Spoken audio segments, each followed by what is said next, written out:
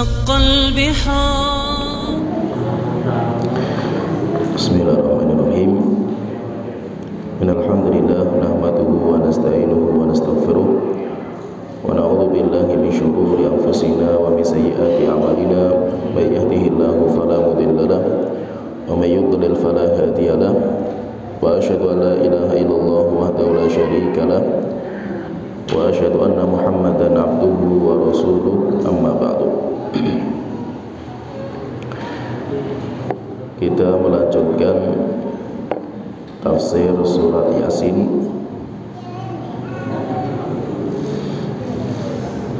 Dan kita akan masuk pada pembahasan bagaimana kondisi ketika ditiup sangkakala. Allah Ta'ala berfirman dalam surat Yasin ayat ke-48,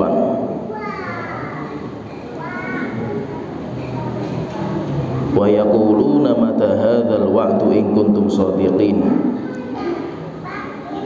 Dan mereka mengatakan, yaitu orang-orang kafir, kapan janji ini, yaitu bahwasanya mereka nanti akan diazab dengan azab yang pedih itu. Mereka mengatakan kapan itu terjadi, karena orang-orang kafir tidak beriman, tidak percaya. In kuntum shadiqin, kalau kalian itu orang-orang yang jujur, yaitu para nabi dan rasul yang datang membawa petunjuk bahwa ada surga dan neraka, tetapi orang-orang kafir itu mendustakan. Bahkan mereka mengatakan kapan itu terjadi kalau ada. Ma yanzuruna illa sayhatan wahidatan ta'khudhuhum wa hum yakhsimun. Tidaklah mereka itu menunggu kecuali teriakan pertama. Teriakan pertama itu sangkakala. Ketika ditiup pertama, ta'khudhuhum, dan teriakan itu, trompet itu, tiupan itu akan mematikan mereka semua. Wa hum yakhsimun, dan setelah itu mereka menjadi bermusuhan. Fala yastati'una tawsiyatan wala ila ahlihim yarji'un. Dan ketika sudah ditiup sangkakala, mereka tidak bisa lagi untuk berwasiat. Wala ila ahlihim yarji'un, dan mereka tidak mampu untuk kembali kepada keluarga mereka. Menunjukkan tentang bagaimana nanti hari kiamat itu dimulai. Orang-orang kafir mereka mengingkari karena mereka enggak beriman hari kiamat. Sedangkan kita orang muslim, kita yakin sekali bahwasanya hari kiamat itu akan terjadi. Tapi kapan dimulainya tidak ada yang tahu kecuali Allah Ta'ala. Nabi Muhammad tidak tahu, malaikat Jibril enggak tahu. Sampai malaikat Jibril itu datang ke Rasulullah kemudian bertanya, wahai Muhammad, mata sa'ah, akhbirni anis sa'ah, tolong beritahu kepada saya kapan hari kiamat terjadi. Maka Rasulullah mengatakan, mal mas'ulu anha bi'a'lama minas sa'il. Orang yang ditanya, yaitu beliau, tidak lebih mengetahui daripada yang bertanya, yaitu malaikat Jibril. Sehingga menunjukkan bahwa kapan hari kiamat terjadi tidak ada yang tahu kecuali Allah Ta'ala. Namun Allah itu menjadikan hari kiamat itu ada tanda-tandanya. Jadi orang bisa memantau dengan tanda-tanda itu. Allah Ta'ala berfirman, faqad jaa'a asyratuha. Sesungguhnya tanda-tanda hari kiamat itu sudah datang. Allah Ta'ala berfirman, iqtarabatis sa'atu wan syaqqal qamar. Hari kiamat sudah sangat dekat sekali dan rembulan sudah terbelah. Itu salah satu tanda. Jadi maksudnya itu Allah itu menyimpan ilmu tentang hari kiamat kapan terjadi, sehingga tidak ada makhluk selain yang tidak yang tahu sama sekali kecuali hanya Allah Ta'ala, karena memang ilmunya disembunyikan sama Allah Ta'ala. Namun Allah itu memberikan tanda-tanda. Jadi orang bisa memantau dengan tanda-tanda ini. Nanti tanda-tanda hari kiamat itu dinamakan dengan asyaratu sa'ah. Dinamakan dengan asyaratu sa'ah, tanda-tanda hari kiamat. Dan tanda hari kiamat itu nanti dibagi jadi 3. sama para ulama itu nanti dibagi jadi 3. Ada tanda hari kiamat yang kecil. Tanda hari kiamat yang kecil yaitu tanda hari kiamat yang sudah terjadi dan gak berulang, selesai, sudah gak ada lagi. Seperti Nabi Muhammad. Datangnya Nabi Muhammad itu sebagai tanda hari kiamat, karena Rasulullah mengatakan bu'ithu ana wa sa'atu kahatain, saya diutus oleh Allah dan saya dengan hari kiamat itu jaraknya seperti ini. Beliau menggabungkan antara jari telunjuk dan jari tengah, dan itu sudah berlalu. Demikian juga tandanya rembulan pecah jadi 2. Iqtarabatis sa'atu wa syaqqal qamar, hari kiamat sudah sangat dekat. Tandanya ketika rembulan sudah pecah, sudah terjadi dan gak berulang. Jadi ada tanda-tanda hari kiamat itu sudah terjadi gak berulang. Banyak tanda-tandanya itu. Apalagi kalau kita ingin baca hadis Rasulullah itu banyak sekali itu. Ini dinamakan dengan tanda hari kiamat yang kecil. Kemudian yang kedua, tanda hari kiamat yang pertengahan. Tanda hari kiamat yang pertengahan, yaitu tanda hari kiamat yang sudah terjadi dan semakin hari semakin besar. Yaitu semakin hari semakin banyak, semakin besar, semakin nampak. Sudah terjadi tapi semakin nampak gitu. Contohnya misalkan di antara tanda hari kiamat itu banyaknya wanita. Tanda hari kiamat. Semakin hari semakin kelihatan gitu perbedaannya. Maraknya perzinaan, diangkatnya ilmu agama, merajalelanya kebodohan, riba merajalela, dan yang lainnya banyak sekali tanda-tanda itu. Tanda-tanda hari kiamat yang sudah terjadi dan semakin hari semakin parah. Tandanya itu semakin parah. Begitu Rasulullah sering sekali mengatakan tidak terjadi hari kiamat kecuali nanti seperti ini. Itu sudah terjadi dan semakin hari semakin parah kondisinya itu. Itu namanya tanda hari kiamat yang pertengahan. Kita lihat misalkan peperangan, pembunuhan, asingnya Islam, sama saking asingnya itu sampai orang itu yang mengamalkan sunnah itu kayak megang bara api. Dan itu semakin hari semakin seperti itu kelihatan. Itu diantara tanda hari kiamat, dinamakan tanda hari kiamat yang pertengahan. Kemudian ada tanda hari kiamat yang besar, dinamakan dengan tanda hari kiamat yang besar. Kapan itu dimulai itu? Terjadi khilaf di antara para ulama. Tanda hari kiamat yang besar itu dibukanya dengan apa? Dimulainya dengan apa? Sehingga kita namakan ini tanda hari kiamat yang besar. Wallahu alam, kalau kita baca banyak pendapat ulama dalam masalah ini, wallahu alam, pendapat yang paling kuat tanda hari kiamat besar yang pertama itu Dajjal. Itu yang pertama. Namun sebelum Dajjal muncul ada mukaddimahnya, ada pembukanya itu. Pembukanya itu apa? Pembukanya itu perang besar namanya Malhamatul Kubra yang ada di Suriah, ada di Syam. Malhamatul Kubra, peperangan besar antara kaum muslimin dan orang-orang kafir. Nanti ada peperangan Islam dan kaum muslim itu ada 3 peperangan. Pertama, Islam gabung dengan orang Romawi memerangi Persia. Peperangan besar pertama. Tapi itu mudah sekali Persia. Kenapa? Islam gabung sama Romawi. Romawi itu Kristen. Sedangkan Persia itu selain itu, selain Islam, selain Yahudi, selain Kristen, itu Romawi, itu Persia. Kemudian setelah itu pecah antara kaum muslimin dan orang Romawi. Akhirnya terjadilah peperangan dahsyat antara kaum muslimin dan orang Romawi. Itulah peperangan yang dinamakan dengan Malhamatul Kubra, perang besar terbesar yang terjadi di jagat raya ini. Sampai akhirnya nanti Islam itu menang. Islam itu menang. Nanti terjadi lagi peperangan berikutnya ketiga, dinamakan dengan Armageddon. Kalau kita sering dengar itu, peperangan antara kaum muslimin dan orang Yahudi sampai habis orang Yahudi nanti. Jadi berarti apa? Ada 3 peperangan. Sehingga itu sebagai mukaddimahnya, sebagai mukaddimah. Nah, di tengah-tengah peperangan ini nanti di baiatnya Imam Mahdi. Walaupun terjadi khilaf di antara para ulama, Imam Mahdi itu sebagai tanda hari kiamat yang besar atau tidak. Sebagian mengatakan Imam Mahdi itu tanda hari kiamat yang besar, tapi sebagian mengatakan tidak, karena nggak disebutkan sama Rasulullah dalam 10 tanda.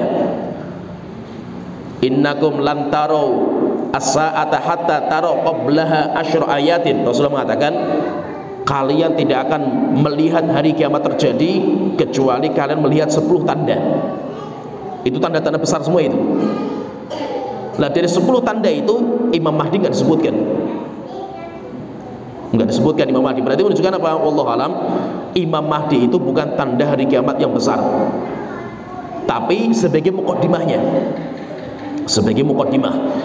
Makanya kalau sudah terjadi peperangan besar di Suriah, itu sudah mulai masuk. Nah, sekarang kan kita sudah melihat bagaimana perang dahsyat di Suriah itu, ya kan? Dan itu apa? Kita nggak bisa pastikan itu sampai kapan gitu. Kenapa? Nanti dari peperangan ini nanti akhirnya blok dunia itu menjadi 3 blok. Blok militer itu ada 3, militer Islam, militer Romawi, kemudian militer Majusi. Itu nanti akan terpecah menjadi 3 blok. Sedangkan Yahudi belum ikut campur, Yahudi itu, sehingga Yahudi itu kemana belum ada, karena dia tidak akan masuk blok ini. Jadi nanti Islam akan terjadi 3 blok. Blok militernya Islam, blok militernya Romawi, Persia. Setelah itu nanti Islam itu akan bergabung dengan Romawi, memerangi Persia. Lah di situ itu nanti Imam Mahdi dibaiat. Dan Imam Mahdi itu gak lama dibaiat itu, cuma 7 tahun. Imam Mahdi itu dari baiat sampai meninggal itu 7 tahun. Nah, di tengah-tengah itu nanti akan terjadi kejadian besar di zamannya Imam Mahdi itu. Sampai akhirnya nanti terjadi Malhamatul Kubra, perang terbesar di jagat raya itu. Nggak lama, cuma 3 hari perangnya itu, tapi perang yang sangat mengerikan. Nah, siapa yang memimpin itu? Yang memimpin itu Imam Mahdi, berangkat dengan pasukan Islam terbaik dari Madinah, karena nanti Islam itu akan kembali ke Madinah. Sampai Rasulullah mengatakan Islam itu akan kembali ke Madinah sebagaimana ular kembali kepada sarangnya, kepada lubangnya. Sehingga nanti Islam itu akan kembali ke Madinah. Di Madinah itu nanti orang-orang munafik dikeluarkan. Sehingga nanti di akhir zaman itu pasukan terbaik itu pasukan Madinah. Itu nanti dibawa sama Imam Mahdi, sehingga bisa memerangi orang-orang Romawi itu yang mereka. Sampai Rasulullah ketika menyebutkan itu beliau mengatakan, sampai saya itu lihat bagaimana bentuk kuda mereka itu, warna kuda mereka, dan bagaimana pakaian mereka. Saya melihatnya itu ditampakkan sama Allah Ta'ala itu. Akhirnya nanti Imam Mahdi berangkat sama pasukan terbaik dari Madinah, berangkat ke Syam, Suriah. Disitulah terjadi peperangan dahsyat dinamakan dengan Malhamatul Kubra, sampai akhirnya Romawi jatuh di situ. Ketika sudah jatuh, ini ceritanya itu, nanti kaum muslimin dipimpin sama Imam Mahdi itu berangkat ke jantungnya Eropa, berangkat ke jantungnya Eropa sampai ke Vatikan, Roma. Sampai berangkat ke sana dari Syam, pasukan Islam itu berangkat ke Roma, jantungnya Eropa, untuk menaklukkan Eropa. Dan di Eropa ini nanti Roma ini ditaklukkan tanpa peperangan, dengan kalimat takbir, kalimat tasbih, itu jebol itu bentengnya itu. Sampai akhirnya mereka menyerah terhadap Islam dan mereka berbondong-bondong masuk Islam. Ketika mereka itu sedang di sana, sedang di jantungnya Eropa dan menang kaum muslimin itu, setelah itu tersiar kabar kalau Dajjal sudah keluar. Akhirnya pasukan-pasukan ini pulang langsung ke Syam, pulang dari jantungnya Eropa pulang ke Syam. Rupanya di tengah jalan itu mereka mendapatkan kabar bahwa berita Dajjal itu keluar itu hoax, karena Dajjal belum keluar. Tapi saking takutnya mereka kepada keluarga mereka, akhirnya mereka pulang dari Eropa pulang ke Syam. Rupanya itu ketika mereka sampai di Syam, baru Dajjal itu keluar. Berarti berita bahwasanya mereka sedang di Eropa, Dajjal sudah keluar, itu beritanya nggak benar. Tapi dengan itu mereka pulang ke Syam. Ketika sampai di Syam, pasukan Imam Mahdi itu dan Imam Mahdi itu, setelah itu baru Dajjal itu keluar. Ketika Dajjal keluar, berarti tempat base camp Islam itu cuma 2. Syam dipimpin sama Imam Mahdi di sana dan pasukan terbaik Islam di sana. Kemudian Mekah dan Madinah. Mekah dan Madinah itu yang menjaga malaikat. Mekah dan Madinah itu yang menjaga malaikat. Yaitu tidak ada pasukan terbaik di sana, nggak ada. Tapi Allah jaga dengan para malaikat. Setelah itu apa? Dajjal keluar. Dajjal itu cuma 40 hari saja. 1 hari pertama panjangnya setahun. Hari yang kedua seperti 1 bulan. Hari yang ketiga seperti 1 Jumat. Hari yang keempat seperti hari biasa. dan Dajjal mendatangi semua tempat. Semua tempat didatangi. Sehingga maksudnya semua tempat itu maksudnya tempat-tempat yang ramai, pusat-pusat kota. Oleh itu kaum muslimin, ketika Dajjal itu keluar, nggak ada yang bisa melawan. Hatta Imam Mahdi nggak bisa melawan. Sehingga Pak Imam Mahdi tetap standby di Syam, di base campnya kaum muslimin. Mekah dan Madinah ada malaikat yang menjaga. Dajjal setelah itu mendatangi semua tempat, kecepatannya luar biasa Dajjal ini. Dan orang-orang mukmin waktu itu yang terbaik itu, Rasulullah mengatakan itu, mukmin terbaik ketika Dajjal keluar itu adalah orang yang memasung, merantai anak dan istrinya. Kenapa? Karena yang paling banyak mengikuti Dajjal itu wanita dan anak-anak. Siapa yang keluar rumah waktu itu pasti terfitnah, karena fitnah yang Dajjal mengerikan. Pasti terfitnah itu. Sehingga orang-orang mukmin itu saking takutnya mereka sama keluarga mereka itu, maka anak dan istri itu dipasung, dirantai di rumahnya, jangan sampai keluar. Karena siapa yang keluar lihat Dajjal pasti akan tergoda dengan Dajjal itu. Sampai Dajjal berjuang masuk Mekah dan Madinah. Setiap Dajjal itu maju ke Madinah dengan kecepatan yang kuat, dihalangi oleh para malaikat sampai goyang bumi itu. Jadi Dajjal pengen masuk Madinah dengan kecepatan yang sangat cepat, dihalangi sama para malaikat sampai akhirnya bumi itu goncang. Sampai akhirnya nggak bisa masuk Mekah dan Madinah, nggak bisa itu. Akhirnya Dajjal berjuang untuk masuk ke Syam. Ketika sudah berjuang untuk masuk ke Syam sampai ke Palestina, Dajjal itu, Imam Mahdi pun sudah siap-siap mau perang waktu itu sama Dajjal, karena sudah gak ada cara lagi kecuali perang sama Dajjal. Imam Mahdi gak bisa keluar. Imam Mahdi cuma menunggu Dajjal masuk ke sana. Ketika Dajjal sudah mulai masuk ke Syam, maka Imam Mahdi sudah siap-siap. Maka di waktu subuh, Imam Mahdi itu sudah di masjid, kemudian sudah azan, kemudian setelah itu qomat, kaum muslimin sudah berdiri. Maka ketika mereka berdiri, turun Nabi Isa alaihi salam. Nabi Isa turun di sayapnya para malaikat, dan Nabi Isa ketika turun itu berkeringat. Keringatnya Nabi Isa itu kayak permata, dan baunya wangi Nabi Isa itu. Orang kafir yang mencium baunya Nabi Isa mati langsung. Ketika turunnya itu di baratnya Damaskus, Suriah. Setelah selesai, maka ketika sudah turun itu ketemu sama Imam Mahdi itu, Nabi Isa suruh jadi imam sholat. Tapi Nabi Isa mengatakan tidak, kalian pemimpin dan kami panutan. Maka akhirnya Imam Mahdi yang maju jadi imam. Setelah selesai sholat, baru mereka rapat bagaimana kita melawan Dajjal. Akhirnya sudah selesai rapat bagaimana strategi perang disusun. Setelah itu mereka keluar dan mendapatkan Dajjal itu sudah mulai masuk ke Masjidil Aqsa. Berarti sudah dekat sekali itu. Di sebuah pintu masuk namanya Babil Lut. Bab Lut itu pintu, salah satu pintu masuk Masjidil Aqsa. Namanya bab pintu Lut. Akhirnya disitulah Nabi Isa itu berjumpa sama Dajjal. Nabi Isa waktu itu bawa tombak. Kemudian setelah itu disiapkan tombak itu. Kemudian ketika sudah disiapkan, maka berjumpa berhadapan. Kemudian Nabi Isa mengatakan, wahai Dajjal, saya punya perjanjian dengan kamu, satu lemparan tombak nggak akan meleset. Setelah itu lempar tombak, kena jantungnya Dajjal. Akhirnya Dajjal mati. Ketika sudah mati, nanti terjadi perang yang ketiga ini, dinamakan dengan perang Armageddon. Sampai akhirnya orang Yahudi dicari kayak tikus, kemudian mereka diperangi. Setelah itu apa? Nanti muncul tanda-tanda berikutnya, Dajjal, Nabi Isa, Ya'juj dan Ma'juj, kemudian Dabah, binatang melata, terus ini Dukhon dan yang lainnya itu. Sampai akhirnya tanda yang paling kelihatan itu adalah terbitnya matahari dari barat. Itu. Tapi itu belum menunjukkan hari kiamat itu terjadi, belum. Dari matahari terbit dari barat sampai hari kiamat itu masih ada waktu rentan 40. Abu Hurairah ketika ditanya 40 apa Abu Hurairah itu? Apakah 40 tahun? Enggak, saya enggak mau jawab. Apakah 40 bulan? Enggak, saya enggak mau jawab. Apakah 40 hari? Beliau juga mengatakan yang penting ada 40 jaraknya itu. Antara terbit matahari dari barat sampai terjadinya hari kiamat. Setelah itu nanti muncul tanda yang paling akhir. Maka fahami bahwasanya terbit matahari dari barat itu bukan tanda yang paling akhir. Bukan. Tanda yang paling akhir itu adalah munculnya api dari kota Aden di Yaman. Setelah itu nanti api ini giring, semua orang digiring sampai ke Syam. Ketika sudah semua berkumpul di Syam, baru ditiup sangkakala. hidup sangkakala sampai akhirnya dihancurkan alam semesta. Maka dihancurkan alam semesta itu manusia dikumpulkan di Syam, dan nanti mereka dibangkitkan dari kubur mereka pun dari Syam juga.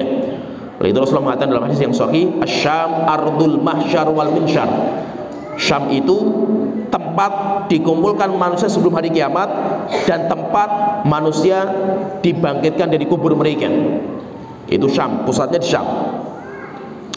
Oleh itu Allah Ta'ala mengatakan di sini di dalam ini itu, di ayat ini itu, bahwa hari kiamat itu akan terjadi dengan satu tiupan, yaitu ketika tiupan pertama maka dihancurkan. Dan pernah saya sebutkan bahwa berapa tiupan sangkakala itu, berapa itu terjadi khilaf di antara para ulama. Ada yang mengatakan 2 kali tiupan, ada yang mengatakan 3 kali tiupan, ada yang mengatakan 4 kali tiupan.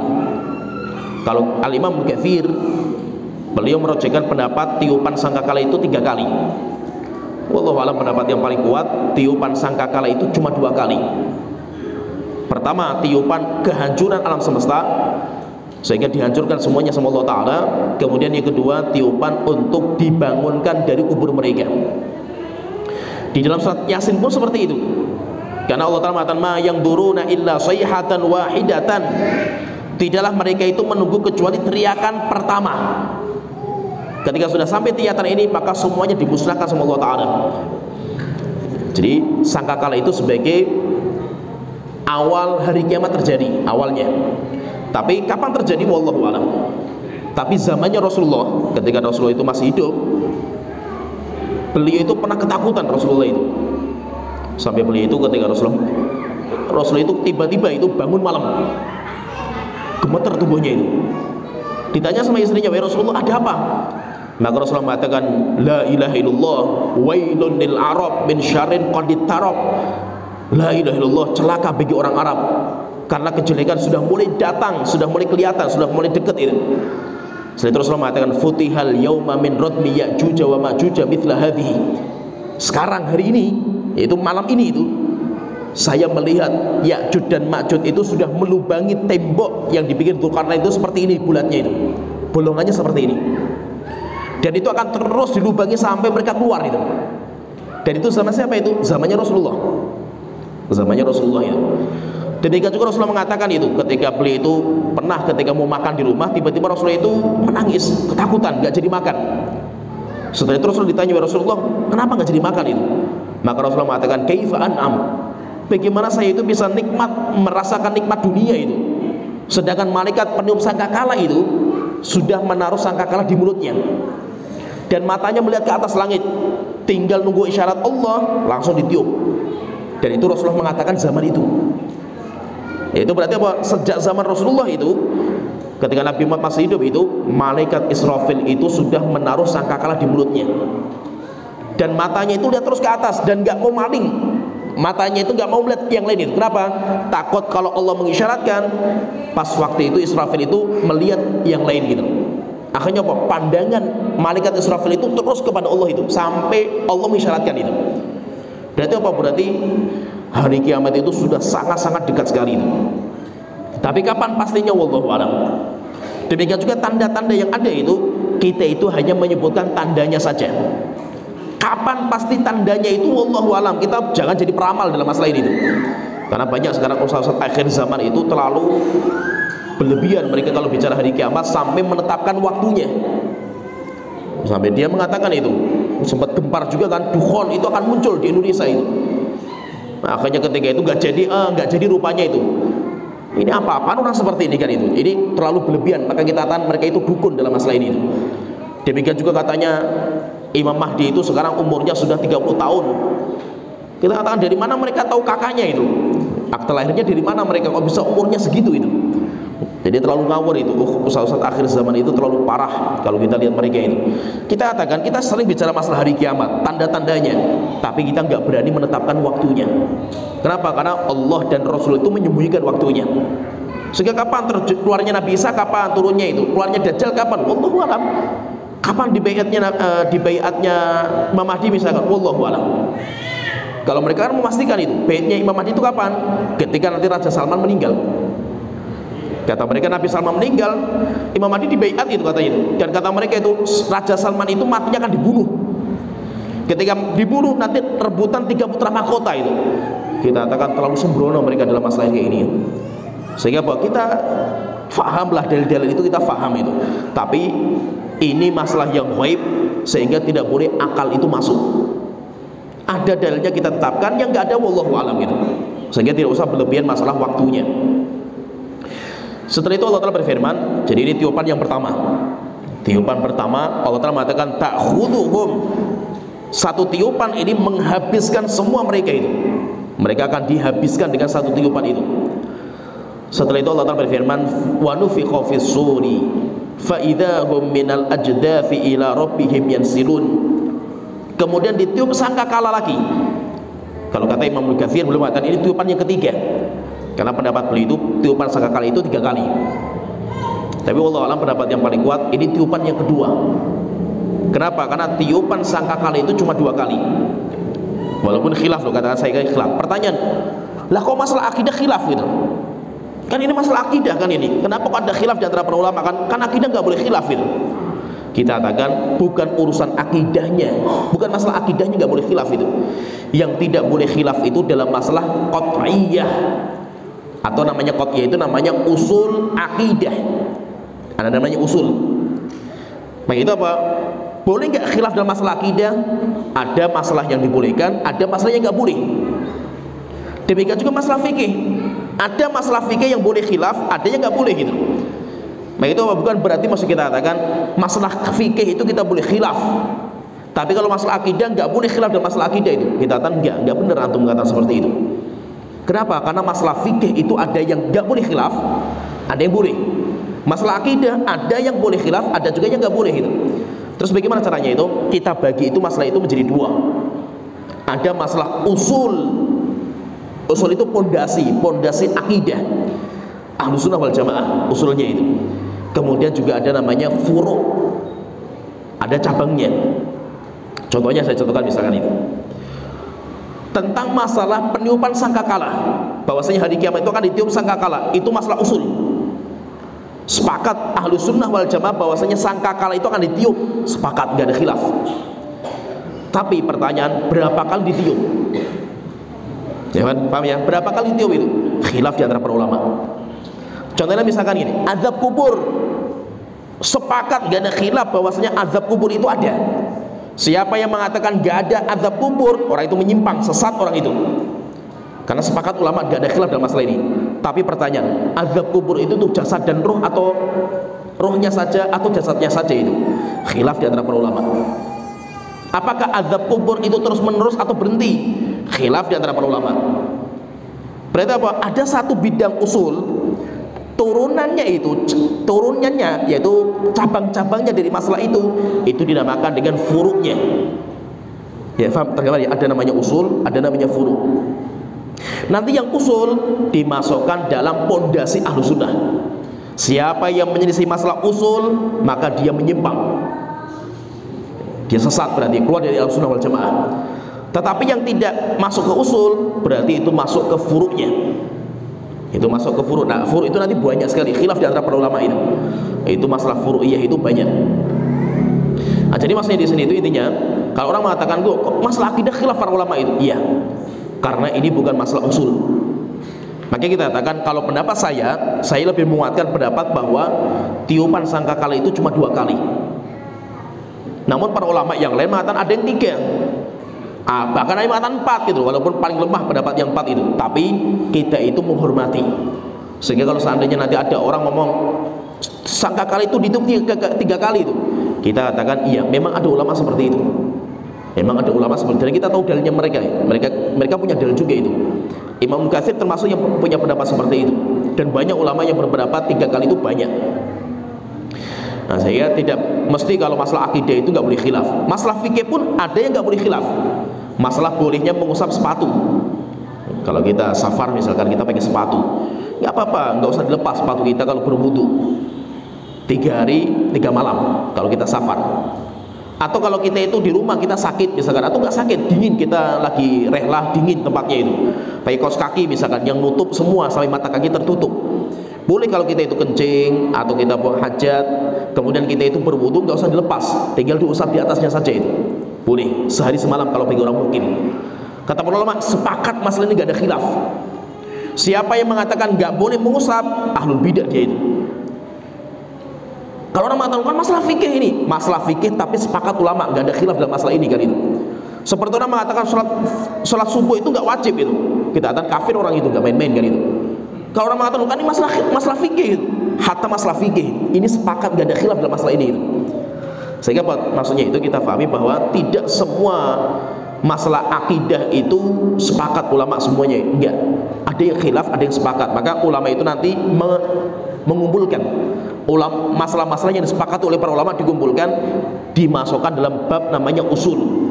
Imam Ahmad karena kitab namanya Ushulus Sunnah. Syekhul Islam karena kitab namanya Aqidah Wasithiyah. Kemudian nanti para ulama Imam Al-Muzani karena kitab namanya Syarhus Sunnah. Itu yang usul.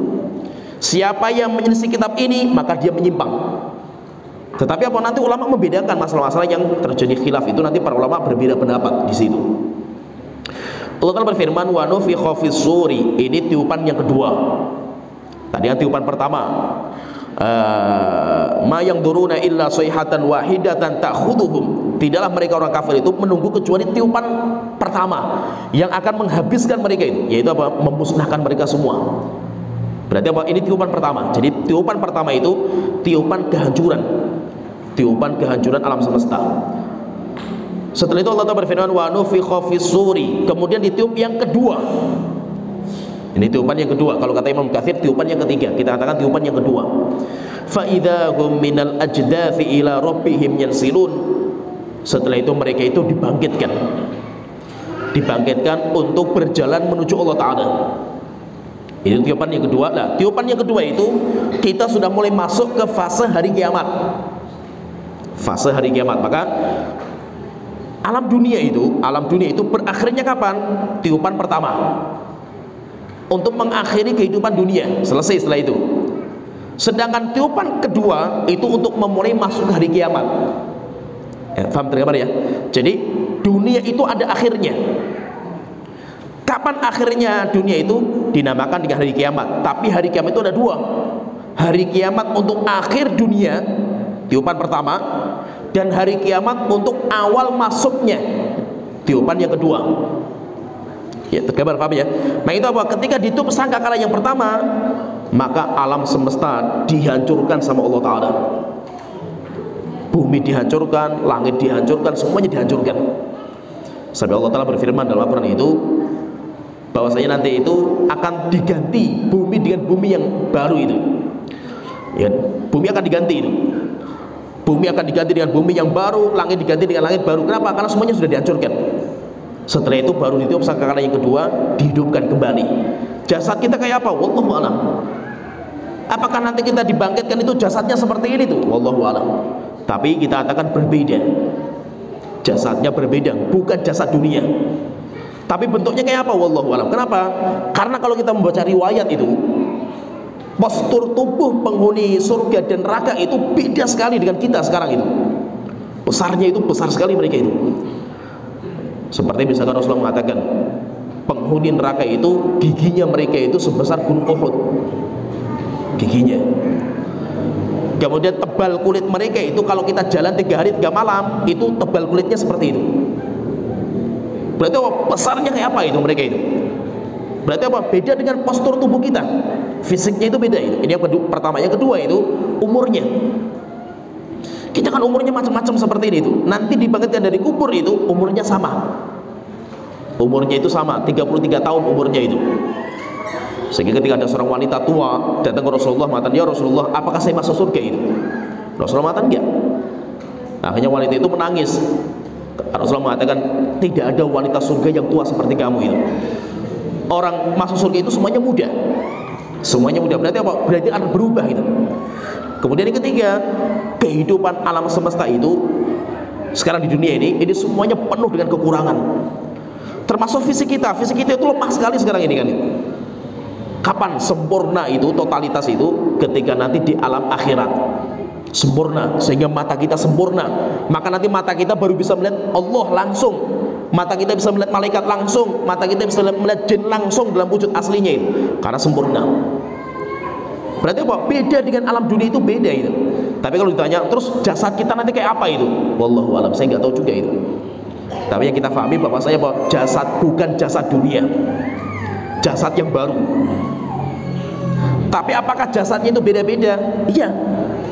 Kayak kita itu kan mukanya beda-beda itu. Orang ketika lihat saya, oh ini tuh Santo Broni karena mukanya kan seperti ini kan itu. Berarti apa? Satu orang dengan orang yang kedua itu kan mukanya beda-beda itu. Demikian juga apa? Nanti di alam akhirat pun beda-beda itu. Sehingga bidadari itu bisa mengenal ini suami saya, ini siapa, itu tahu mereka itu. Tetapi wujud aslinya kayak apa, wallahu a'lam. Tapi intinya kita pahami bahwa itu jasad yang baru, bukan jasad dunia, karena berbeda semua. Allah Ta'ala berfirman, wa nufikha fis suri fa idza hum minal ajdathi ila rabbihim yansilun. Ditiup sangkakala yang kedua, akhirnya mereka itu dibangkitkan. Jadi gambaran sedikit.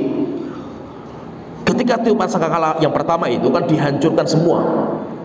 Dan kalau kita melihat mengerikan itu, tiupan sangkakala yang pertama itu ngeri, dahsyat, nggak main-main itu. Nah itu alhamdulillah itu Allah itu mematikan orang-orang yang beriman sebelum sangkakala ditiup. Dengan diutus angin dari Syam, bertiup mencabut nyawa setiap orang yang beriman, sampai orang yang beriman itu di dalam gua sekalipun itu dikejar sama angin itu, dan angin itu masuknya di bawah ketiak di ulu hati berarti itu masuk dicabut. Yang tersisa itu hanya manusia yang paling jelek di muka bumi. Oleh itu Rasulullah mengatakan itu orang yang paling jelek di sisi Allah itu siapa itu?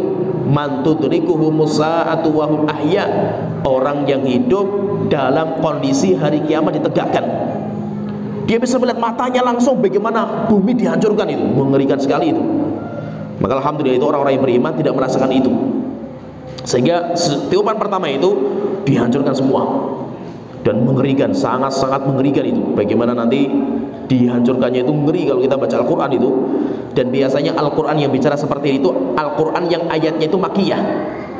Ayatnya itu makiyah, seperti surat juz 30 itu banyak bicara masalah itu. Ngeri, kalau kita lihat itu ngeri sekali itu. Nanti ketika sudah seperti itu, sudah dihancurkan, roh-roh manusia itu nanti dikumpulkan di sangkakala.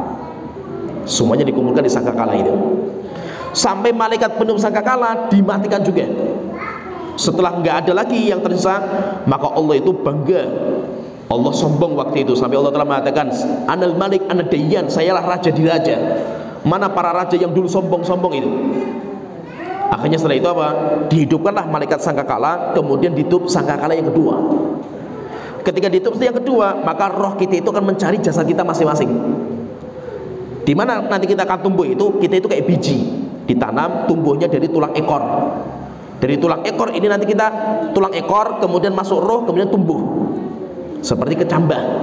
Sampai akhirnya apa? Sempurna nanti jasad kita, sempurna nanti setelah itu kita digiring di padang mahsyar.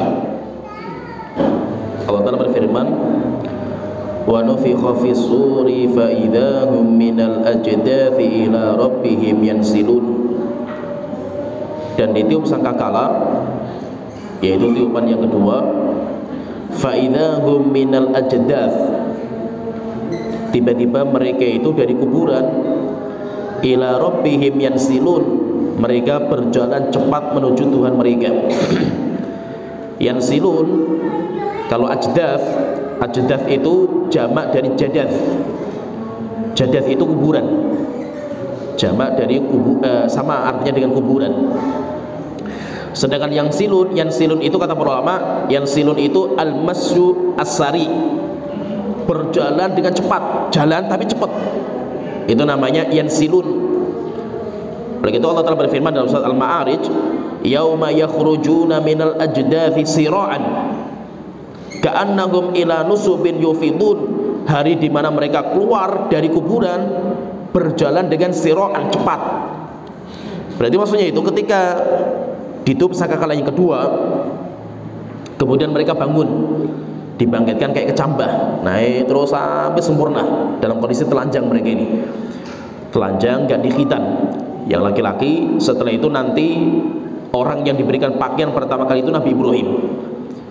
Setelah itu selesai bangkit, mereka digiring, dan ketika bergiring itu mereka jalannya cepat. sampai akhirnya mereka itu nanti berkumpul di padang mahsyar. Mereka nanti berkumpul di padang mahsyar. Dan ketika mereka berjalan, ada riwayat itu berjalan itu ada juga yang masih telanjang. Dalam kondisi masih telanjang mereka itu. Sampai Aisyah itu bertanya sama Rasulullah, "Ya Rasulullah, kalau mereka telanjang, kan nanti kita akan melihat auratnya orang lain itu." Maka Rasulullah mengatakan, "Ya Aisyah, perkara lebih mengerikan daripada cuma melihat aurat orang lain itu." Orang sudah nggak mikir kayak gitu. Kenapa? Semuanya ketakutan. Akhirnya apa? Mereka nanti akan digiring dengan cepat sampai mereka nanti masuk ke padang mahsyar. Ketika mereka dibangkitkan dari kubur mereka, ketika mereka dihidupkan itu, akhirnya mereka mengatakan, qalu ya wailana man ba'atsana mim marqadina hadza ma wa'adar rahmanu wa sadaqal mursalun. Qalu, mereka mengatakan, siapa mereka itu? Orang-orang kafir. Karena ini siaknya itu kan kita bicaranya tentang orang kafir ini. Qalu ya wailana, ketika dibangkitkan dari kuburnya itu, orang-orang kafir mengatakan, qalu ya wailana, celaka kita. Man ba'atsana mim marqadina, siapa yang membangunkan kami dari tempat tidur kami? Yaitu maksudnya dari dalam kubur. Siapa yang membangunkan kami dari tempat tidur kami? Hadza ma wa'adar rahmanu wa sadaqal mursalun. Setelah itu Allah Ta'ala mengatakan, ini janji Allah Ta'ala, dan benar juga apa yang telah disampaikan oleh para anbiya dan rasul. Ikanat illa sayhatan wahidatan fa idahum jami'un ladaina muhdharun. Tidaklah mereka menanti satu teriakan dari tidurnya mereka di alam kubur, kecuali setelah itu mereka dihadirkan kepada kami, yaitu mereka digiring, bangunkan, setelah itu digiring. Fal yauma la tudzlamu nafsun syai'a.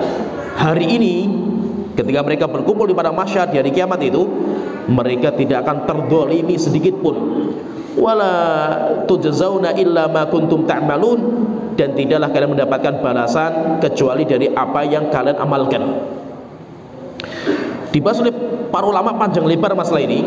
Masalah tadi, qalu ya wailana man ba'atsana mim marqadina, yaitu mereka mengatakan, celaka kami itu, siapa yang membangunkan kami dari tempat tidur kami. Dibahas panjang lebar sama para ulama tentang apakah di alam kubur itu tidur. Ini jadi masalah ini. Kenapa? Karena Allah mengatakan ba'atsana mim marqadina. Marqad itu tempat tidur. Tempat tidur. Berarti apakah penghuni kubur itu tidur atau tidak mereka itu? Apalagi ini orang kafir ini masalahnya ini kan.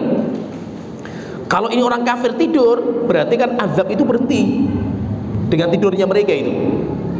Akhirnya terjadi khilaf di antara para ulama panjang dalam masalah ini, panjang sekali.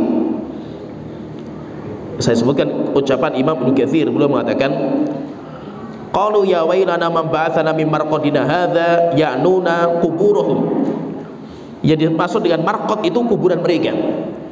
Allati kanu ya'taqiduna fid dari dunya, di mana mereka orang kafir itu meyakini ketika di dunia annahum la yub'atsuna minha, bahwasanya kalau mereka mati di dalam kubur selesai urusan mereka itu, mereka jadi tulang belulang, setelah itu rapuh, selesai urusan, gak ada namanya pembangkitan.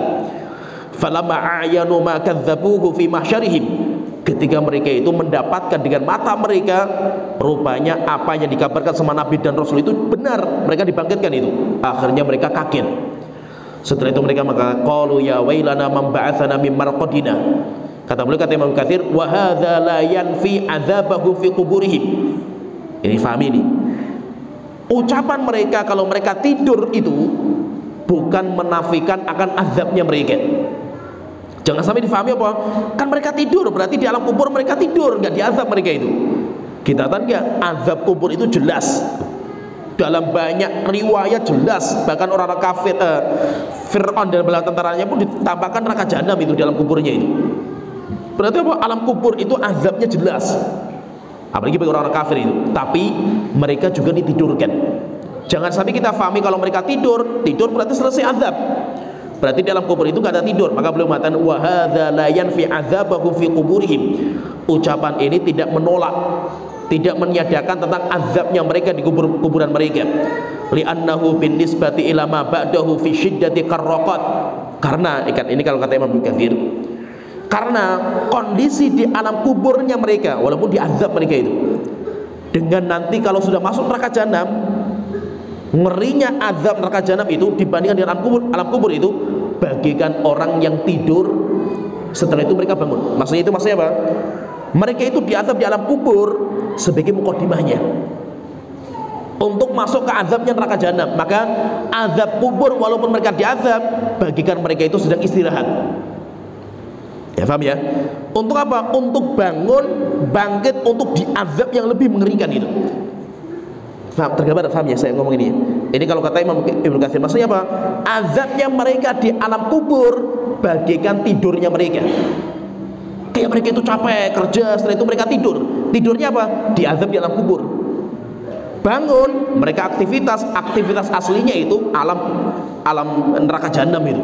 Azabnya mengerikan. Maka alam kubur, azab kubur dengan azab neraka jahanam, perbandingan itu kayak orang sedang tidur istirahat walaupun sedang diazab. Jadi alam kubur itu kayak mereka itu sedang tiduran, sedang santai itu. Padahal mereka itu diazab dengan azab yang pedih. Kenapa? Azab itu dibandingkan dengan azab neraka jahanam itu gak ada apa-apanya itu. Ini kalau kata Imam Ibnu Katsir. Qala Ubay bin Ka'ab wa Mujahid wal Hasan wa Qatadah. Tapi kalau ulama yang lain, ini pendapat yang pertama. Jadi pendapat yang pertama itu mereka mengatakan apakah penghuni kuburan itu tidur atau tidak mereka itu. Pendapat yang pertama mengatakan enggak. Mereka tidak tidur. Tidur seperti kita itu, istirahat, santai. Enggak, mereka enggak tidur. Terus bagaimana dengan ucapan ini? Ya wailana man ba'atsana mim marqadina. Marqadina, siapa yang membangunkan kami dari tempat tidur kami? Tidur dibandingkan dengan azab neraka jahanam, kayak tidur kalian itu. Tapi enggak ada tidur bagi penghuni kubur. Begitu sebagian ulama, sampai mutakhirin ulama-ulama sekarang itu. Ketika ditanya apakah penghuni kubur itu tidur, mereka mengatakan enggak. Tidur itu cuma di dunia. Setelah orang itu mati enggak ada namanya tidur. Terus bagaimana dengan ayat ini? Mereka mengatakan ini bukan tidur, tapi mereka itu mau diazab dengan azab yang ringan dibandingkan dengan alam neraka jahanam. Sehingga mereka itu kayak orang tidur, tapi itu bukan tidur kayak kita tidur istirahat, bukan. Ini pendapat yang pertama. Pendapat yang kedua, pendapatnya Ubay bin Ka'ab, pendapatnya Mujahid, pendapatnya Hasan al-Basri, Qatadah, yanamuna naumatan qabla al-ba'thi. Mereka mengatakan enggak, penghuni kubur itu mereka tidur. Mereka tidur sampai nunggu mereka dibangkitkan. Berarti kalau pendapat yang kedua itu, mereka itu tidak mungkin dibangkitkan dari kubur mereka kecuali dalam posisi tidur mereka itu. Posisinya mereka itu tidur. Ini kalau pendapat yang kedua. Pendapat yang kedua itu menetapkan mereka tidur. Pendapat yang kedua itu menetapkan mereka tidur. Qala Qatadah, dan Imam Qatadah beliau mengatakan wa dzalika bainan nafkhataini. Beliau mengatakan dan tidurnya mereka itu antara dua tiupan. Tiupan yang pertama, tiupan yang kedua, mereka ditidurkan sampai akhirnya nanti mereka dibangunkan. Wa dzalika yaquluna man ba'atsana mim marqadina fa idza qalu dzalika ajabahumul mu'minun. Setelah itu nanti orang-orang yang beriman itu menjawab, hadza wa'adar wa hadza ma wa'adar rahman wa sadaqal mursalun. Jadi intinya di sini itu nanti akan kita bahas sedikit kita bahas tentang bagaimana alam kubur. Alam kubur itu kayak apa sih alam kubur itu? Apakah orang yang dikubur itu mereka tidur atau tidak? Maka kita katakan memang ulama berbeda pendapat dalam masalah ini. Ada yang mengatakan gak tidur mereka, ada yang mengatakan mereka tidur, ada yang mereka mengatakan tidurnya itu ketika sudah ditutup sangkakala yang pertama. Fahami ini. Jadi ada tiga pendapat itu. Pendapat yang pertama mengatakan mereka tidak tidur sama sekali. Yang kedua, mereka tidur setelah mereka itu selesai dari azab, belum ditutup sangkakala itu, mereka ditidurkan.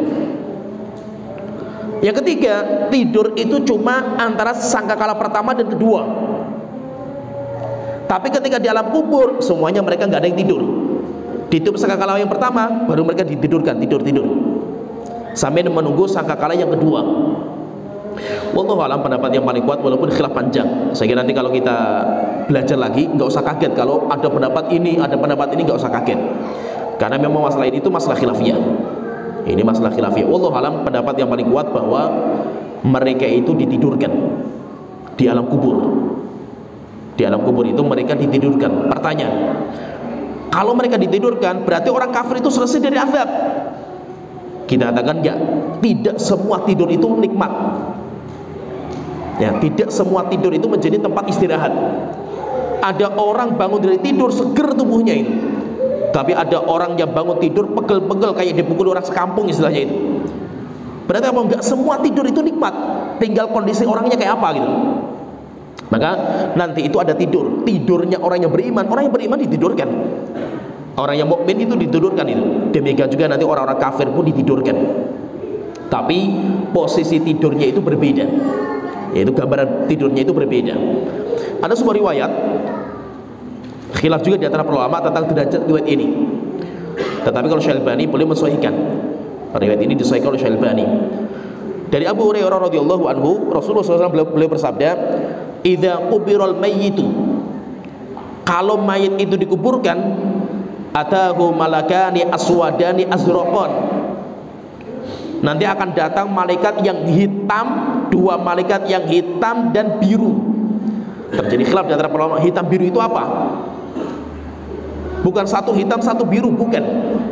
Karena hitam biru itu warna yang menggabung dalam satu-satunya mereka itu. Ada yang mengatakan muka mereka itu ada dua, yang satu hitam satu biru. Ada yang mengatakan enggak, yang hitam biru itu matanya. Satu matanya hitam, satu matanya biru. Wallahu a'lam, pendapat yang paling kuat disebut oleh para ulama itu matanya. Malaikat mungkar dan nakir itu seperti itu. Aswadani azraqan.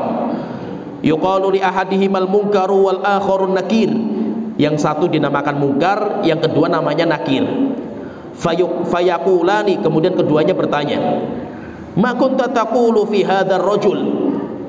Wahai fulan, bagaimana pendapat kamu tentang orang ini? Yaitu Nabi Muhammad. Bagaimana pendapat kamu tentang dia itu? Fayaqulu, "Ma kana yaqulu huwa Abdullahi wa rasuluhu." Orang mukmin dia mengatakan dia itu hamba Allah dan Rasulnya. Asyhadu an la ilaha illallah wa anna Muhammadan abduhu wa rasuluhu. Saya bersaksi tidak ada sesembahan yang berhak disembah kecuali Allah, dan saya bersaksi bahwa Muhammad itu adalah hamba Allah dan Rasulnya. Fayaqulani, kemudian malaikat mungkar dan nakir mengatakan, qad kunna na'lamu annaka taqulu hadza. Saya ketika kamu masih di dunia, kamu masih hidup itu, saya itu sudah tahu, kita sudah tahu kalau kamu akan ngomong seperti itu, jawaban kamu itu. Thumma yufsahu lahu fi qabrihi sab'una dhira'an fi sab'ina. Kemudian kuburannya diluaskan sampai 70 dhira'. 170 hasta. 70 panjang, lebarnya 70. Thumma yunawwar lahu fihi. Kemudian diterangkan tempatnya itu. Jadi dia dikasih rumah, kemudian luasnya itu, tanahnya itu 70 hasta. Panjangnya, lebarnya 70, kemudian diterangkan kuburannya itu. Tsumma yuqalu lahu, kemudian dikatakan kepadanya, "Nam, tidurlah. Tidurlah kamu itu." Fayaqulu, kemudian dia mengatakan, "Arji ila ahli fa ukhbiruhum." Enggak, saya mau ketemu sama keluarga saya dulu itu. Saya pengen kabarkan kepada mereka itu. Malaikat mengatakan enggak. Fayaqulani, kemudian malaikat mengatakan, "Nam, tidur kamu, tidur." Kanaumatul arusil ladzi la yuqidhu illa ahabbu ahlihi ilaihi. Seperti tidurnya orang yang malam pertama dia itu. Tidurnya orang yang arus itu orang yang malam pertama gitu. Kayak bulan madu itu. Tidak ada yang membangunkannya kecuali istri yang paling dia cintai itu. Hatta yab'athuhullahu min madji'i dzalika. Sampai akhirnya nanti dia itu dibangkitkan oleh Allah dari tempat tidurnya. Kapan itu? Nanti ketika hari kiamat. Ini kalau kondisi orang-orang yang mukmin, mereka ditidurkan. Tapi apa, tidurnya mereka itu kayak tidurnya orang malam pertama itu, isinya cuma bahagia, sehingga lezat sekali tidurnya mereka itu. Wa in kana munafiqan, tetapi kalau dia itu munafik, qala sami'tu an-nasa yaqulu faqultu mithlahu la adri. Orang munafik ketika ditanya bagaimana pendapat kamu tentang orang ini, yaitu Nabi Muhammad, dia mengatakan, saya dulu mendengar orang ngomong ini, nggak tahu saya sekarang itu, lupa saya itu. Fayaqulani, kemudian malaikat mengatakan, qad kunna na'lam annaka taqulu dzalika. Kami sudah tahu dari dulu kalau kamu itu pasti akan ngomong seperti itu. Fayuqalul ardi, akhirnya dikatakan kepada bumi, iltami alaihi, wahai bumi, makanlah dia itu. Akhirnya tanahnya itu memakan jasad itu, yaitu dihimpit sama tanah. Fataltaimu alaihi, sampai akhirnya dihimpit sampai menyatu tanah itu. Fatakhtalifu fiha adla'uhu, sampai tulangnya itu retak dan remuk tulangnya itu. fala yazalu fiha mu'adzaban hatta yab'athuhu Allahu min madja'i dzalika, dan dia itu nanti diazab seperti itu sampai dibangunkan dari tidurnya. Berarti menunjukkan maksudnya di sini itu nanti orang yang di alam kubur itu mereka ditidurkan. Tapi bukan berarti orang kafir ketika ditidurkan itu mereka itu istirahat dari tempat azab mereka, bukan. Karena tidurnya orang yang beriman itu seperti istirahatnya mereka, sedangkan tidurnya orang kafir itu sebagai tempat azab bagi mereka. Begitu, wallahu alam, pendapat yang paling kuat dalam masalah ini bahwa di alam kubur itu ada tidur. Di alam kubur itu ada tidur, tapi tidur berbeda antara yang mukmin dan kafir. Kalau yang mukmin itu sebagai tempat istirahatnya mereka dari capeknya kehidupan dunia, sedangkan orang kafir itu sebagai muqaddimah azab. Sebagai muqaddimah azab sebelum mereka itu nanti masuk ke neraka jahanam. Beda kalau kita itu masuk alam akhirat. Kalau sudah orang itu masuk alam akhirat, maka di alam akhirat sudah tidak ada tidur. Tidak ada tidur. Maka kalau orang tanya misalkan di surga itu nanti kita tidur nggak itu? Tidak. Kenapa? Karena nggak ada capeknya. Tidur itu menjadi nikmat ketika kita capek. Tapi ketika kita itu nggak capek, akhirnya apa? Kita itu tidur sudah nggak nikmat lagi itu. Bahkan saking sibuknya kita itu dengan kenikmatan dunia, sampai kita itu lupa dengan tidur. Dunia di alam di surga kayak apa kenikmatannya itu, sampai kita lupa dengan tidur kita itu. Kenapa? Karena kalau kita nggak tidur, kenikmatan luar biasa kita rasakan itu, sehingga nanti di surga itu nggak ada orang tidur. Tetapi kalau di alam kubur, wallahu alam, pendapat yang paling kuat di alam kubur itu mereka masih bisa merasakan tidur, cuma berbeda, bukan tempat istirahat. Beda dengan dunia. Dunia itu tidur itu menjadi kenikmatan. Tidurnya kita itu menjadi kenikmatan. Orang banyak stres ketika nggak bisa tidur, karena tidur kita itu sebagai kenikmatan. Kenapa tidur itu menjadi kenikmatan? Karena capeknya kehidupan dunia. Dunia itu kehidupan yang melelahkan. Stres kita di dunia itu, akhirnya apa? Kita butuh istirahat. Kita butuh istirahat. Maka tidur itu menjadi kenikmatan. Tetapi kalau di surga itu nanti tidak ada orang yang tidur, tidak ada mereka. Setelah itu Allah Ta'ala berfirman menggambarkan tentang bagaimana mereka itu ketika dibangkitkan dari kubur mereka, wa nufikha fis suri fa idzahum minal ajdathi ila rabbihim yansilun. Ditiup sangkakala, setelah itu mereka digiring. Nanti insyaallah kita akan bahas sedikit tentang bagaimana perjalanan setelah itu, karena nanti setelah itu ayat berikutnya itu, ayat yang ke-55 itu nanti menggambarkan tentang penghuni surga kayak apa, penghuni surga itu kayak apa itu. Kemudian nanti bagaimana penghuni neraka jahanam. Berarti menunjukkan apa? Ini pembahasan di surat Yasin itu pembahasan panjang dari awal bagaimana dakwahnya para nabi dan rasul mendakwai orang kafir sampai akhirnya mereka mati, sampai akhirnya nanti dari kiamat terpecah, nanti manusia jadi dua, ada yang masuk surga, ada yang masuk neraka jahanam. Sedangkan di alam kubur, sedikit kita bicara masalah alam kubur itu, sedikit lah, panjang kalau kita mau bicara. Dan kitab yang paling bagus membahas masalah ini kitab Ar-Ruh, kata Imam, ditulis sama Imam Ibnu Qayyim rahimahullah ta'ala. Alam kubur itu alam kehidupan. Jadi fahami ini, karena banyak orang keliru. Alam kubur itu alam kehidupan yang kedua. Alam kehidupan, bukan alam kematian. Sehingga apa? Di kuburan itu kita nggak mati, tapi kita hidup kembali. Sehingga apa? Di alam kubur itu kita itu hidup di sana, namanya alam kehidupan kedua. Alam kehidupan yang kedua. Sebenarnya kehidupan manusia itu ada 5. Kehidupan manusia itu ada 5. Kehidupan di alam janin, dan itu terputus itu. Kita nggak bisa mencari bagaimana kehidupan kita dulu di alam janin, kan kita nggak tahu itu. Terputus karena beda alam. Setelah itu kita ke alam dunia. Setelah itu kita masuk ke alam mimpi.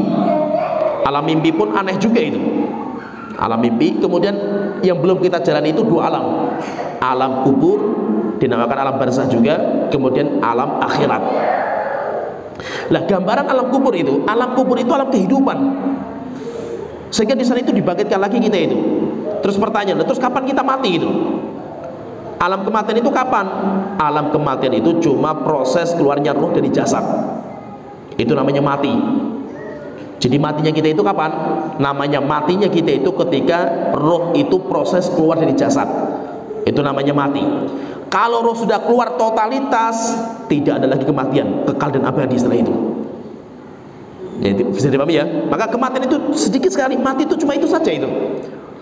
Mati itu cuma apa? Cuma keluar dari roh dari jasad itu. Caranya mana ini macam-macam itu. Tetapi namanya kematian itu cuma satu. Oleh itu ada seorang ahli syair itu mengatakan ta'addadatil asbabu. Banyak cara orang mati. Ada yang matinya karena sakit, ada yang tabrakan, ada yang macam-macam lain. Kematian itu banyak caranya itu. Wal mautu wahidu. Tapi namanya mati itu cuma satu. Apa itu mati itu? Keluarnya roh dari jasad. Itu saja. Kalau roh sudah keluar totalitas, roh itu nanti akan masuk pada alam kehidupan. Kehidupan yang kedua. Di sana itu nanti dalam kubur itu ada rumah. Di sana juga ada teman. Di sana juga ada makanan, ada pakaian, ada tikar. Demikian juga di sana bisa kumpul, ngobrol. Bahkan nanti di sana itu juga orang kafir diazab. Ada kenikmatan itu ada. Itu kayak kehidupan di sana itu ada kehidupan itu. Nah, jadi kehidupan seperti itu. Cuma tidak bisa kita bayangkan dengan alam kita. Alam kita itu kita nggak bisa bayangkan. Tetapi intinya mereka itu hidup kembali dengan kehidupan versi mereka, yaitu versinya alam mereka itu. Intinya kita yakini bahwasanya itu ada alam kehidupan di sana itu. Namanya alam kubur. Tetapi bagaimana bentuknya kita katakan wallahu alam. Secara hakikatnya itu kayak apa alam kubur itu wallahu alam. Dan dinamakan alam barzah. Kenapa kok alam kubur itu dinamakan dengan alam barzah? Karena alam itu sebagai pembatas. Barzah itu pembatas, tembok. Ya, barzah itu tembok aslinya. Wa mi waraihim barzakhun ila yaumi yub'atsun. Allah Ta'ala berfirman, di belakang mereka itu yang sudah mati itu ada barzah. Barzah itu apa? Pembatas, tembok. Sehingga tidak mungkin mereka itu kembali ke alam dunia. Maka tidak ada namanya roh gentayangan, nggak ada. Tidak ada namanya orang mati kembali lagi ke dunia, nggak mungkin ada. Kenapa? Yang sudah mati selesai, nggak mungkin kembali ke dunia. Maka tidak ada namanya roh gentayangan. Sedangkan ada orang mati kok kembali lagi dalam bentuk pocongan dan yang lainnya, itu syaitan yang menjelma. Syaitan yang menjelma. Kalau bentuk aslinya nggak mungkin, karena orang yang sudah mati semuanya masuk dalam kubur.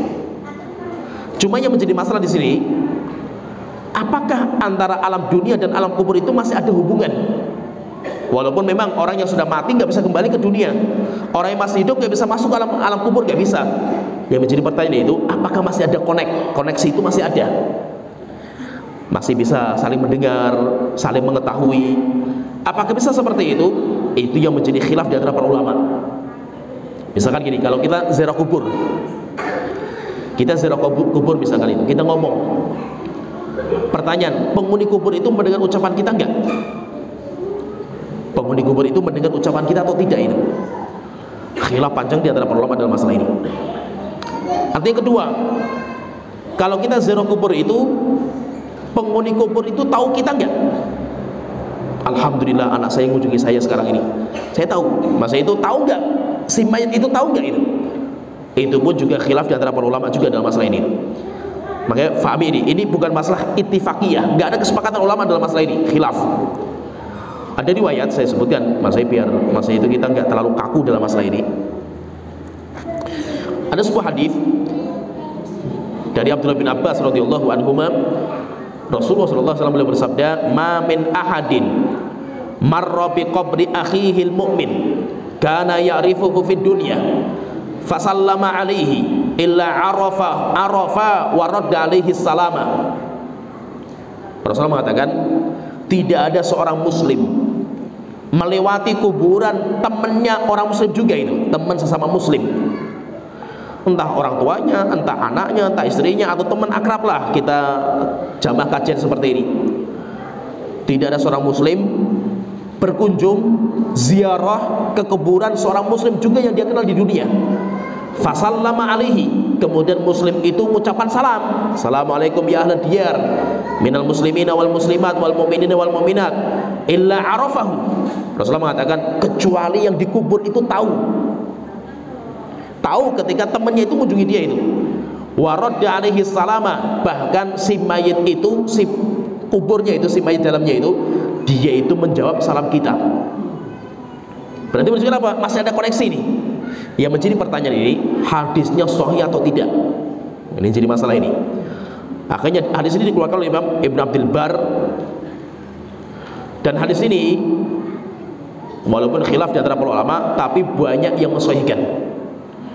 Beliau sendiri kata Imam Ibnu Abdul Bar, beliau mengatakan wa hadza isnadun sahihun, ini adalah sanad yang sahih, sanad yang sahih, sehingga banyak para ulama yang mensahihkan hadis ini. Walaupun apa, ada juga ulama yang mendhaifkan, banyak juga ulama nanti yang mendhaifkan itu.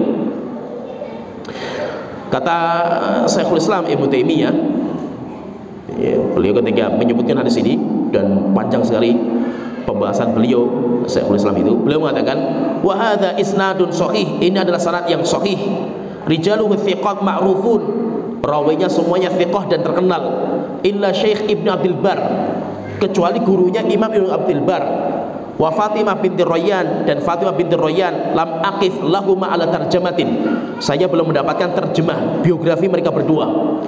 Ghairu anna tawthiqahuma mustafadun min tashih Ibnu Abdul Bar nafsihi li hadzal hadis. Tapi Imam Ibnu Abdul Bar ketika mensahihkan hadis ini enggak main-main itu. Idla yumkin an yusahih haditsan wa huwa la ya'rifu man haddatsahu biha bitawthiq. Tidak mungkin sekelas beliau itu berani mensahihkan hadis ini kalau beliau itu tidak mempercayai orang yang meriwayatkan dari beliau itu. Wa mazalal ulama'ul hadits yuwathiquna ar-ruwah idza ra'a man yusahihu asanid. Sejak zaman dahulu itu ulama-ulama kita itu mensahihkan riwayat disebabkan karena banyak ulama yang mensahihkan. Setelah itu nanti kata Syekhul mengatakan, menyebutkan qala Ibnu Mubarak, Al-Imam Ibnu Mubarak, beliau mengatakan sabata dzalika anin Nabi sallallahu alaihi wasallam, dan riwayat ini juga telah tetap dari Rasulullah sallallahu alaihi wasallam. Akhirnya apa? Nanti banyak ulama itu yang mensahihkan. Siapa yang mensahihkan itu? Contohnya misalkan Al-Imam Abdul Haq Al-Ishbili, Imam Al-Qurtubi, Ibnu Taimiyah mensahihkan, Imam Al-Iraqi, Imam Suyuti, Zubaidi, Imam Syaukani, dan yang lainnya. Itu banyak mensahihkan itu. Tapi kalau Syalbani itu memasukkan hadis ini kepada hadis yang dhaif, sehingga hadis ini dimasukkan oleh Syalbani dalam kitab Silsilah Ad-Dhaifah. Ini kalau Syalbani. Tapi banyak ulama yang mensahihkan, termasuk Imam Qayyim juga seperti itu, termasuk Imam Katsir juga seperti itu. Berarti kalau kita menunjukkan, kita pahami di sini memang para ulama itu berbeda pendapat dalam masalah ini, masalah hadis itu, derajat hadis itu sahih atau tidak itu. Kalau hadis itu sahih, jelas menunjukkan bahwa kalau kita ziarah kubur, kita mengucapkan salam, si mayit itu tahu kita, ya, tahu kita, dan si mayit itu menjawab salamnya kita. Ini kalau kita katakan hadis itu sahih. Demikian juga ini kalau ziarah kubur ini, Demikian juga pembahasannya kedua. Lah kalau kita ngomong selain salam, Pak, gimana kabar kamu Pak di sana itu? Mudah-mudahan Bapak itu sehat, alfiat di dalam kubur itu. Saya alhamdulillah Pak, sekarang sudah punya anak 5, saya sudah punya rumah, anak saya sudah pada menikah. Boleh nggak saya cerita sama bapak saya yang sudah mati itu? Kalau tadi kan disebutkan salam, salam itu mendengar, dan si mayit itu bahkan menjawab salam kita itu. Pertanyaan, kalau obrolan yang lain itu, maka khilaf panjang juga di antara para ulama dalam masalah ini. Panjang dalam masalah ini. Kenapa? Karena banyak riwayat Rasulullah itu ngobrol, menetapkan si mayit itu mendengar suara selain salam saja itu. Selain salam itu, contohnya suara sandal. Kalau kita itu takziah, kemudian memakamkan kuburan di kuburan, kita pulang, mayit itu mendengar layas ma'u qur'ani alihi, mayit itu mendengar suara terompah. Berarti apa? Mayit itu mendengar bukan hanya salam, suara sandal saja dengar gitu. Yang kedua, Rasulullah itu pernah ketika selesai perang Badar, kan Rasulullah menang, orang-orang kafir yang mati itu jasadnya dimasukkan dalam sumur, kemudian dipendam. Rasulullah itu istirahat di Badar itu 3 hari, bikin kemah istirahat. Ketika Rasulullah mau pulang itu, dari Badar mau pulang ke Madinah itu, Rasulullah itu mendatangi kuburnya orang-orang kafir. Kemudian Rasulullah manggil mereka itu, ya Abu Jahal, wahai fulan, wahai fulan, wahai fulan, wahai fulan itu, apakah kalian mendapatkan janji Tuhan kalian? Kalau saya yakin, saya mati, saya mendapatkan janji Tuhan kita itu. Akhirnya ketika Rasulullah ngobrol dengan mereka itu, sebelahnya itu ada Umar bin Khattab. Kemudian Umar bin Khattab mengatakan, ya Rasulullah, apakah engkau itu ngobrol dengan orang yang sudah mati? Rasulullah mengatakan, mereka itu lebih mendengar apa yang saya ucapkan daripada kalian. Ya, paham ya, tergambar ya? Berarti apa? Ini dalil-dalil ini yang menguatkan bahwasanya si mayit itu mendengar orang yang masih hidup selain salam saja. Bukan hanya salam, kalau salam tadi riwayatnya sudah kita sebutkan, tapi selain salam juga mendengar. Tapi banyak ulama yang mengatakan enggak bisa mendengar, selesai, tertutup dengan keumuman ayat. Beberapa ayat ada. Allah alam, kita katakan dalam masalah ini masalah khilafiyah panjang. Dan nanti turunnya dalam masalah ini banyak turunannya itu, sehingga kita nggak usah kaget nanti kalau kita belajar, karena khilafiyah itu ada. Ya kan?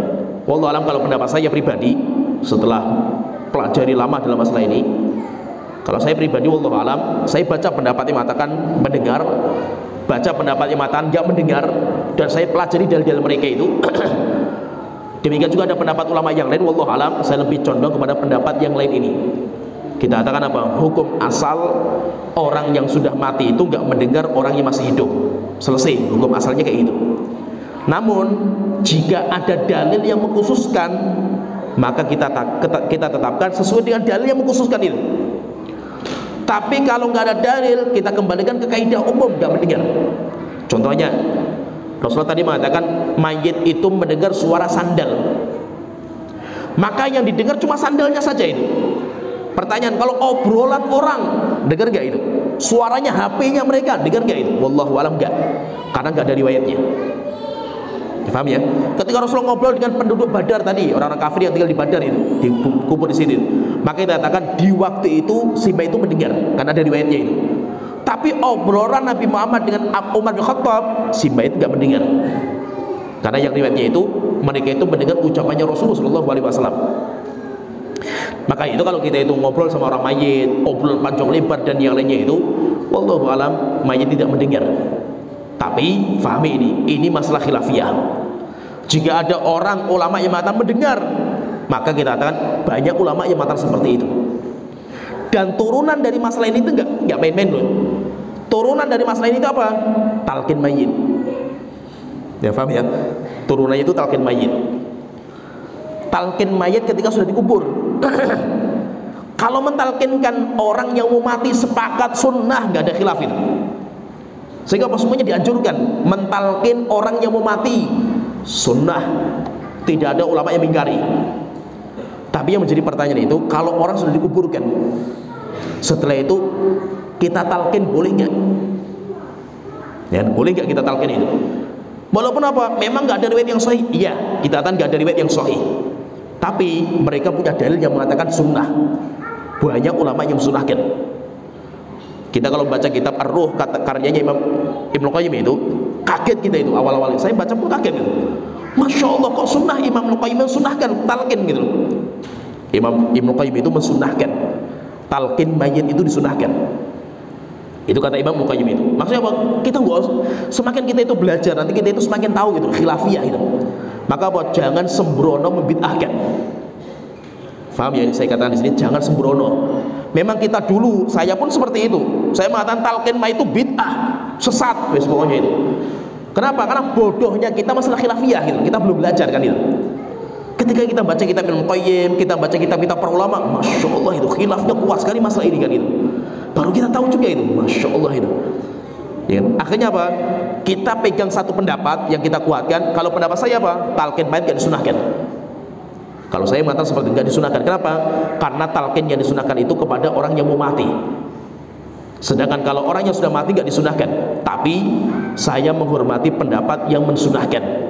Sehingga kalau ada orang kuburan misalkan mereka mentalqin, saya menganggap itu khilafiyah, silakan gitu. Saya menghormati pendapat mereka. Tapi saya tidak mengamalkan itu.